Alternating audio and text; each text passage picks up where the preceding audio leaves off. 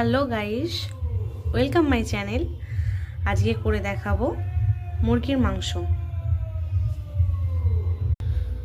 মুরগির মাংস করার জন্য প্রথমে কড়াইয়ে নুন হলুদ দিয়ে একে একে আলুগুলো ভেজে নিতে হবে।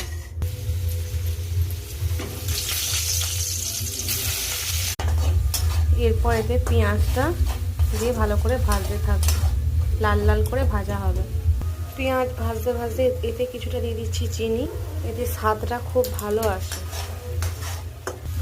পেঁয়াজটা ভালো করে ভেজে নেওয়ার পর এতে দিয়ে দিচ্ছি টমেটো লঙ্কা পেস্ট আর দিয়ে দিচ্ছি আদা রসুন বাটা। এরপর মশলাগুলো ভালো করে কষাতে থাকবো যতক্ষণ না মশলাটা থেকে তেল বেরিয়ে আসছে।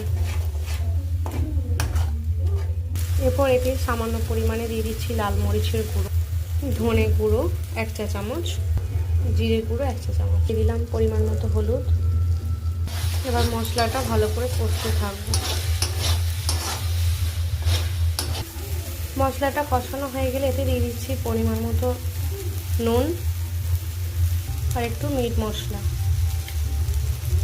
এবার এতে একটা একটা করে মাংস আর আলু দিয়ে দেব। মাংসটা ভালো করে কষতে থাকবো।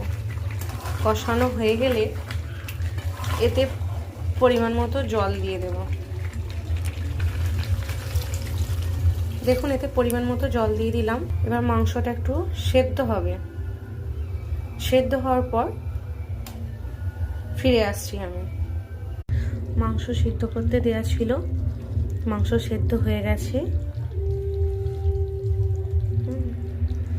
এবার এটা গরম গরম রুটি বা ভাতের সাথে সার্ভ করবেন। রেডি হয়ে গেল গরম গরম মুরগির মাংস।